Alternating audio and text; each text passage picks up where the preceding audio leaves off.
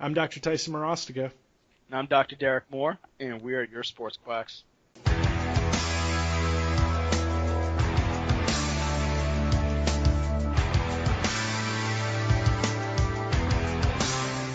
fellow sports quacks. Today, what we got on the podcast is corticosteroid injections, better known as cortisone shots. Very common now, especially with Twitter and sports media. Everybody basically now knows that there's some type of mystical injection that athletes get, and miraculously they're able to come back within a short period of time, and it looks like they didn't even lose a step. So as sports chiros, we typically will actually end up getting a lot of questions and patients seeking advice onto whether or not they're a proper candidate for this type of intervention. So in our experience, it's usually, especially what I've seen, way too early in the treatment process that these patients start asking about this. I think it's a little bit more of a society and cultural issue where, as Americans, we're looking for quick fixes, and when we see a premier athlete coming back from an injury within a few days and it said that they got this shot, patients now attribute their injuries to this and say, hey, why not me? Why can't I come back from this? Primarily, what the corticosteroid shot does, it's going to help reduce inflammation and hopefully reduce pain, whatever joint that it is injected into. And being in an athletic training setting, that's where I primarily saw a lot of athletes get them, whether warranted or not. And it's hard to tell how this will actually affect them in the long run. So, Tice, when it comes to patients asking you about cortisone shots, or even patients that have had cortisone shots in the past, would you say you've had a positive experience, or kind of a mixed bag when it comes to cortisone shots? We laugh because I sit and complain all the time about cortisone shots, so thank you for setting me up for that. Don't worry. I set it up to just knock it out of the park. Yeah, right. Point, right?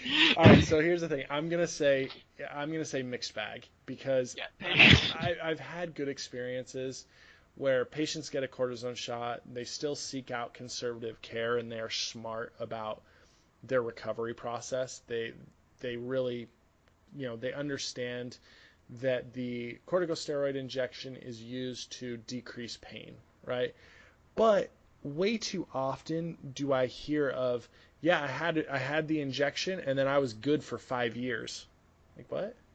Or I had the injection and I was good for, and those are the good ones, right? Like if you have 5 years of relief, that's actually pretty good.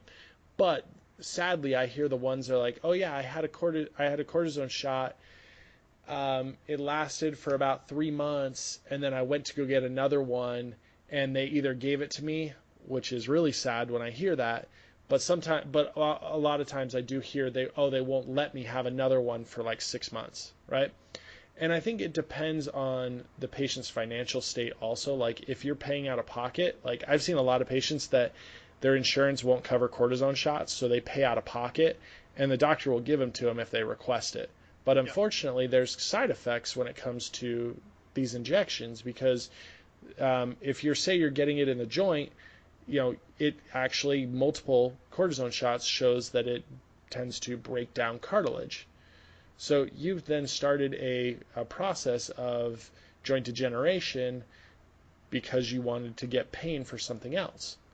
I think one of my biggest frustrations, though, is the misdiagnosis associated with cortisone shots, because it doesn't matter. Like, you just call it inflammatory process, so you get an itis, and most often it's a bursitis because that's a joint inflammatory process apparently, and that is a catch-all, like, hey, yeah, it's a bursitis, I'm going to give you an injection, we're good. Like, is that something you've seen, Derek? Yeah, and it's that catch-all term where it's just a matter of if they have pain in a joint, we're going to call it an itis, whether or not because I see it more so with medical doctors.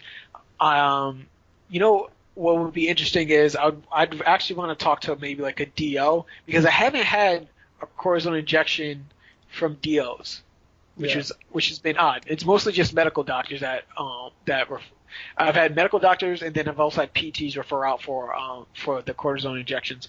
But like you said, it's more so that they see pain in a joint, and then they just say, name your structure here, itis. And it's they've been through medical school. We've been through chiropractic school, physical therapy school. We know the signs of inflammation, and it's so odd to me when they show up and they're just like, oh, this is an itis, and I was like, no, at best this might be some type of other tendinopathy, but there's no other signs that this is an acute stage of inflammation issue with this patient. Well, let's talk about that. Sorry, I don't mean to cut you off there, but like you said you said something beautiful there, because I think the most underused, and it needs to be used more, is a tendinopathy, like a tendinopathy, right? Like it's not used because basically it's not used because a tendinopathy essentially means a derangement of tissue, basically. Mm-hmm. There's no like set like this is what it is, where an itis is attached to inflammation. But why is it that everything is associated with inflammation? Like, and I get it, like we believe that the only reason why we have pain is because of inflammation, but that's not true. Yeah, and I think it has to do more so with, I think we talked about this in another podcast, but where the professional, the medical provider is so used to using terminology to explain things to patients that we just start using it more and more often and forget its original meaning. Yeah. Patients don't care the difference between tendinosis, tendinopathy, and tendinitis, but patients have heard the word tendinitis. Right. So we just use that, and what happens is we start just saying it over and over and over again that we now just become so attached to it. It becomes our normal diagnosis, because I guarantee we pull that medical doctor aside who said like, oh, this guy had hip bursitis, and we tell him, hey, what are the signs and symptoms of hip bursitis? And then how many of those symptoms does this person have? Yeah. And guarantee the only common symptoms is like they have pain. Yeah. That's it. So with that, like, okay, so here's an experience for you. So patient comes in, been seeing them for a long time. I know all of their problems. I know everything that's going on. Went and saw an orthopedic for something different. Something else happened. I can't remember exactly what it was. But basically, patient comes back to me and brings in paperwork for trochanteric bursitis. And this is like screaming in my ears, like somebody just sitting there screaming in my face, like, and it's painful to me because, but here's the problem with this is that I have to be the jerk, and I have to sit there and go, you don't have this. And there is, unfortunately, that feeling of, yeah, well, they're a medical doctor and you're a chiropractor, right? And it's kind of frustrating because, and I'm not saying my patient treated me that way. I'm not. I mean, it's more so in my head, probably in my head than anything. Right. It's not, my patient didn't treat me. My patients are awesome. It wasn't my patient's fault, but I think it was maybe my own insecurity. But feeling of having to go, look, it's not trochanteric bursitis. I'm just going to walk you through a few tests. What did they do to you? Well, they pushed on my hip and I jumped off the table, so they called it a bursitis. And I went, well, yeah, but that's not really how it works. So I said, okay, I said, I'm going to walk you through a few tests. And I went and I put one hand like right on the greater trochanter, like a thumb on the greater trochanter, and the patient didn't move. And I said, okay. And I took my finger and I stuck it on the iliac crest, like right near the SI joint, like digging right in the glute medius, and patient jumps off the table, like jumps.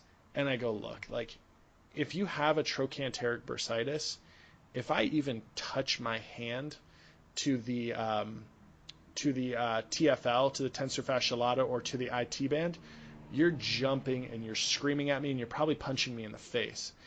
I said, but the fact that I can push around the iliac crest and reproduce your pain leads me to believe that it's more of a tendinopathy situation than it is a bursitis. Now, here's the thing. If you go and get a steroid injection, most likely it will give you some temporary relief because of like the analgesic process, right? But it's not going to create a long-term relief for you.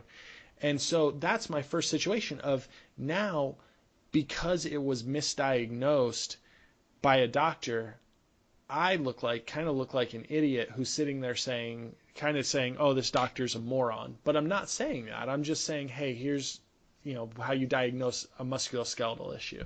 Yeah, and many times when patients come in with information that might be contrary to what we have learned, the first thing I usually try to do is I try to sit back and figure out, okay, does this doctor see something that maybe I don't? Right. Did I? Which is what you did. You're just like, okay, let me go see what's going on here. Let me actually press on where the trochanter is. Mm-hmm. Just like, because then your mind just jumps to because once you clear that out, you just wonder, what did they find that led them down that path? Right. And more often than not, what I'm finding is that these professionals are just, like I said before, they're just finding pain in a joint and calling it bursitis. Yeah. And if you start to look at it, the treatment for bursitis is really just a negative, in my opinion, a negative way to really start treating joints. It's going to be like, all right, let's go with medication, and I even read that they recommend resting the joint, where we're just like, well, more than likely this joint needs to be properly mobilized, mm-hmm. and then needs to be strengthened in those ranges of motion. And I'm not going to, unless it's, I still don't think I've found an actual case of like hip bursitis. I mean, I can call a few cases of bicep tendonitis where like it was an acute overuse injury, but like I'm talking like greater trochanteric like issues. I don't think I've had that. I just had like general like hip issues, all types of hip issues, labral tear, stuff like that. But like acute onset hip bursitis, I don't think I've called that yet. I don't think I've diagnosed it, but I can see it with patients who get like a trauma to the area. So like, say you get kicked in the hip or kicked in the back of the knee, like, yeah, I guess I could see it. And so one of my main issues with cortisone injection is not even necessarily their overuse, which I have a problem with, but more so is their secondary risks. Mm-hmm. So when we start looking at corticosteroid injections, some of their side effects, which are really just normal effects of whatever the drug does, they just aren't the desirable effects, so we call them side effects, are just that it can cause pain in the area, it can cause inflammation in the area, and as Tice mentioned before, it can degenerate tissue. And they're starting to do more and more steroid injections for Achilles tendonitis, mm-hmm. and I'm starting to really wonder how often these are going to be correlated to future Achilles tendon ruptures because they're just degrading the tissues. And we're finding more research pointing to loading those Achilles tendons, strengthening the lower leg, and adjusting the loads, whether it's modifying running programs or really just including more eccentric loads when it comes to therapies. Yeah. But we're seeing more and more, especially through the literature, that these steroid injections are doing more harm than good. And I'm wondering, because we're always told it takes about 10 to 15 years before actual clinical treatments follow the evidence. Right. How many torn Achilles are we going to leave in those 10 to 15 years that could have just been avoided by just doing manual treatment? I wonder if people understand that the new age of medicine, that we're just guinea pigs. Like Right. in a lot of these cases, like we're people in society in the future is going to benefit from the stupid things that we've done. So thank you. Like look at like dietary stuff. Like we're just now getting out of the fats and demonizing fat trends Right. in diet plans, and unfortunately, like our parents suffered from it, and Yeah. and our generation is starting to get out of it, but we're suffering from it because we're trained in those eating habits. So like there's little things like that, like it's just crazy. So like here you go. Let me, before I jump too far off topic with things, something that I want to ask you about, and I don't know if this is something that's common in Florida, but it's extremely common here in Arizona, is that chiropractors will join health offices that have like a nurse practitioner to give trigger point injections. And Yeah. is that something that you see down there? Kind of, but chiros now, especially here, they're more likely to start doing an acupuncture cert Okay. and start just doing acupuncture on their own, even though more states are starting to recognize dry needling as a possible alternative. Trigger point injections, honestly, it's I would probably even say it's worse down here because they're more likely to go for Botox injections. Okay. So in Florida, there's a huge surplus of what's a good way to put this? Like vitality clinics. Oh yes. So Yeah. like anti-aging clinics. Yeah, age defying this. I'm Right, gonna give exactly. you a lotion. No, Yes. just- So they'll give you the Barry Bonds treatment. They'll give you some clear. They'll give you some. They'll give you some other things. And then since they're already giving your wife her Botox injections for her forehead, they found out that Botox might also help with headaches. So they're doing Botox injections in suboccipital muscles now. Didn't Roger Clemens claim that it was his wife getting stuff for beauty? Was that him? I think I think Oh, that's so, fantastic. So it's a slippery slope when you enter into one of those clinics. And if you look at, there was an old ESPN skit about the Balco case. And if you watch it, and I found this funny because it stuck out after I was in chiro school. They went to, I think it was A-Rod's guy who was down in South Florida. And I was really confused because I was just like, chiros can't give out injections, right? But they were talking to the owner of the clinic where he was getting some of this stuff, and it was owned by a chiropractor. Stop it! Was it really? Yeah, if you look Come at it, it's on. like chiropractic physician. It's just, but obviously he's not doing the injections. But what I find here in South Florida is more so that the chiros run a medical facility, and things are just done underneath the umbrella of the facility. Yeah. And the biggest seller, obviously, I think it's probably the way you reacted, probably very popular in Arizona, is the anti-aging, just because we have older populations. Yeah. And I think when it comes to, like I said before, whether it's corticosteroids or just Botox or like testosterone replacement therapies, patients are looking for some of these quick medical interventions versus trying to do things on possibly a slower and more safer way,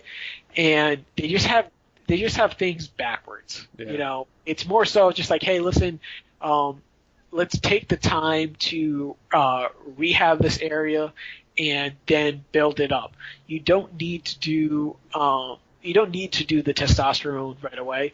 Maybe clean up your diet and start training. It's always funny when guys are talking about doing testosterone replacement, and then start working out. Right. So I was like, what are you talking about? I was just like start working out, see the results of working out, and then start doing the testing. But don't go the other way with that. But here's the thing: is like, unfortunately, that's why is it that we have to buy into society? Like, why can't we know, number one, what is the biggest thing that hinders our profession?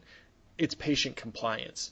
I promise you that the biggest problem in whether or not we get patients better is patient compliance. Then why are we buying into the fact that we need to go, hey, I'm just going to give you something that basically decreases the likelihood that you're going to actually do what your physical therapist or your chiropractor tells you to do? Right. Why? That makes no sense. Like, why can't we make a situation where we go, look, you need to fulfill X, Y, and Z before we give you an injection? So it would make things so much easier for us. Now, I want to touch on one thing with Arizona, and some states may see this, but what happens is out here is that a chiropractor who owns a clinic will hire a nurse practitioner and a medical office. So they have a MD who oversees, apparently, and a nurse practitioner who can give injections and has some prescribing rights in the office. So I remember going to a chiropractor and talking to him, and I'm asking about treatment protocols and if it causes patient, improvements, or the prognosis improves. And essentially the response that I got was, well, yeah, I guess it's about the same, but the thing is I go from $50 a visit to $250 a visit. And I'm like, you freaking idiot. Like, you clown. Like, you gotta be kidding me. That's not like, and I get it. Everybody wants to make more money, and I get that, but I see nothing but trouble, and maybe that's my bitterness with these injections, right? Because trigger point injections can be anything from, I think they just inject saline, some have corticosteroids, and I think like the other is like a local anesthetic. I might be wrong. If you're looking this up, or if you know more, hit me up, let me know. I would love to know more about it, just so that I'm more educated myself. Yeah. But yeah, that's mostly what I know. Some sort of local anesthetic, saline, or corticosteroid.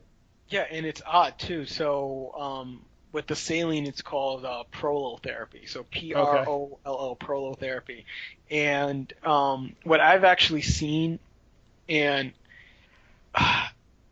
once again, this is really just a short experience with it, but prolotherapy is relatively cheap as opposed to a PRP injection. So I've seen PRP injections go upwards to like tens of thousands of dollars. Ooh, nice. when it's not covered. And what I found was that there was some clinicians who was just like, hey, instead of going with the more expensive PRP injection, let's go with Prolo and see how you respond there. Now, I did have one patient see somewhat of an okay response to it, but it's still very, very odd to me because it doesn't do anything. Because all prolotherapy is, like you said, they just inject saline into the area, and what that does is your body now notices that there's a foreign material in the area and will start to heal around that tissue. Right, and this is your strength. Yeah, the saline won't do anything. So this actually feeds more into the reasonings for dry needling. Absolutely. Dry needling was just, the whole point of dry needling was that they took out lidocaine and they just put the needle in, thus deleting the term, thus bringing the term dry, because they weren't injecting the liquid. Now, once again, the problems with these therapies are more so that, do you end up using a hypodermic needle, which is a lot larger in diameter, which is going to be more uncomfortable for your patient? But originally, that's what the dry needling studies were used with. But now more so, dry needling has started to get more popularized, so they're using thin filament needles. Some may call them acupuncture needles, but for the sake of trying to get dry needling covered by chiros and physical therapists, I'm going to use the word thin filament needle. but it's really just a matter of, okay, all you're doing is you're introducing an object into the body. The body realizes that this is foreign. It sends inflammatory cells to that area to propagate healing, and then once you remove the needle, there's really no major damage to the region, but now you have at least some of those inflammatory cells to the area, which are going to help with healing. But one of my problems with that, which is why I still have to do a little bit more training underneath dry needling, is in a case of a tendinitis. Not just a tendinopathy or a tendinosis, but in the case of a tendinitis where there's already, like, we're talking actual tendinitis, by the way, folks, not just the catch-all term that we were talking about before, where there's actually an acute stage of inflammation. How does needling work in that case then there? Because the whole purpose of it is to bring inflammation to the area, whereas there's already inflammation there. Right. So it's kind of a subject that we can get into at another time, but what I guess to bring it just back to where we started when it comes to a steroid injection, there's other means that should be explored prior to starting to just inject foreign substances into the body. And sometimes when your patients hear about these options before they're ready, they're going to become intrigued, and we as clinicians have to start to prepare ourselves on how we're going to handle those situations. Yeah, well, think about it. What's sexier, getting an injection or getting stretching? Right. What's sexier? Like, what to me, like, heck yeah, I'm gonna get an injection. Like, I'm hit, whatever. Like, that honestly is part of it. Like, if you have problems, you want the most advanced medical treatment. Like, and that's one of the hardest things for people is like you go into different knee replacement things or different surgeries for ligament cadaver works things, whatever, but basically ACL repair, right? People want the sexier thing rather than the thing that works. They're like, oh yeah, give me the leather strap in there, or the fabric cloth, because that's gonna hold better. Come on, people, like, stick with what works. That's my off rant for the moment. But like, you want the thing that sounds cooler all the time. Right, and like we said before, it's what's in the news. It's especially when we're running these sports themed practices. These patients generally do have some idea of what's going on in the sports world, and when they start hearing cortisone shots for these patients, even sometimes when they're starting to see, X guy got back surgery or something, I've had patients come up to me like, hey, am I going to have, should I get that surgery that Gronkowski got? And I'm just like, is it helping him? I don't think it's really helping him. It's By the way, where's he on your draft board this year? He's still my number one tight end. Oh, okay. Keep going. Oh, no, wait. We'll talk about it later, but I'll have to revoke that. Yeah. But, it's when your patients start to ask us these questions, even if we don't know about it right then and there, first it's a matter of telling your patients, hey, I don't know enough about the subject to really speak on it, but let me start to look at it and see what I can pull up for you. Because the best thing that we can do for our patients is start to give them a little bit more information. And we learn that in the process, because if you tell your patient, I really just don't know that much about it, but I'm pretty sure you could find some more information on it if you just Google it, Your patient, you don't know what's going to lead them. Right. They're going to end up, they're going to end up on the dark web, and they're going to end up going to prison for 15 years. You don't know what's going to happen. Getting on the weird outskirts of YouTube can get real interesting fast. Exactly.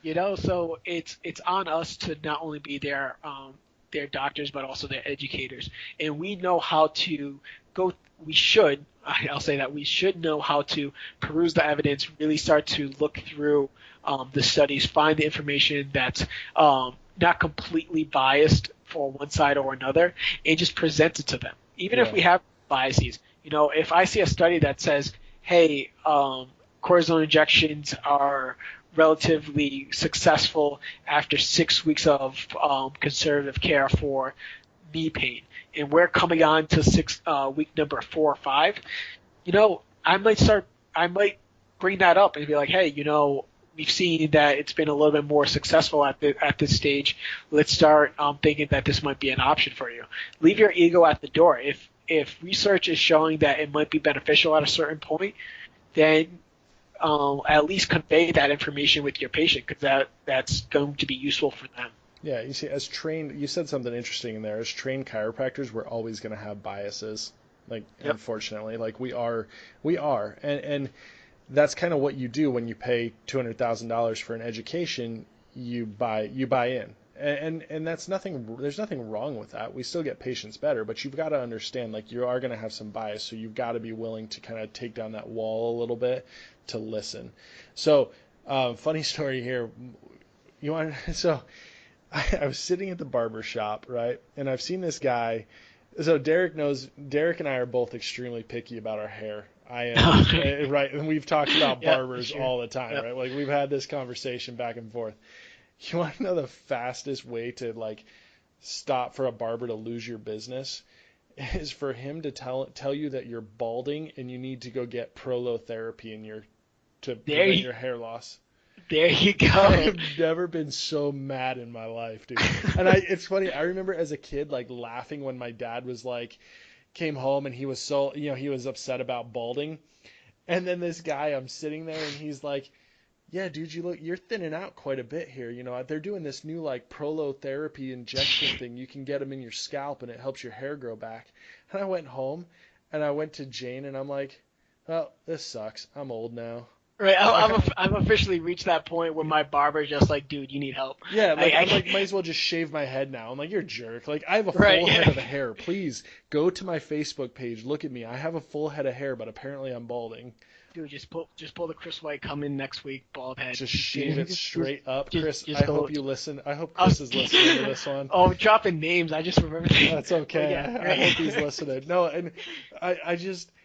But it's funny because the guy, it's it sounds sexy to go get injections to make my hair regrow, and I didn't consider it, but it's any hair regrowth stuff. I picture taking the skin from your butt and putting it on your head to help it grow. That's what I picture. It sounds. And it's, but like you said, this is sometimes where these patients are getting information from. Their barber? Their barber. It's just, my barber told me he had 2 PRP injections done. And every time he has a client that comes in with shoulder pain, because he's friends with the doc, he cuts the hair of the doc, he sends them there. Oh, he's just it helps me. Because that's, even in chiro school, remember they're just make friends with the hairstylist because they'll tell everybody. Yeah. That's what he does. He tells them just you should really get that PRP injection. And I've seen PRP help a lot, and it looks promising, but it shouldn't be your first line of defense. Right. And after you find a barber that you like, who knows? You might trust him and say I'm just gonna get a PRP injection. Who recommended that? My barber, But once again, that's where we have to take into account our patients are getting information from a lot of different avenues, and we just have to be prepared with our own information to at least be able to give them a little bit of a balance in understanding what's actually happening. Yeah, no, and that's the thing. So when it comes, we got sidetracked. Lots of fun stories in this one, but when it comes to corticosteroids, there are risks, and it's just so important to know what's going on. Make sure that you do a good job of good examination. Like we always say, an exam can decrease the likelihood of you making a mistake. And it's going to improve the odds that you're going to make the right call.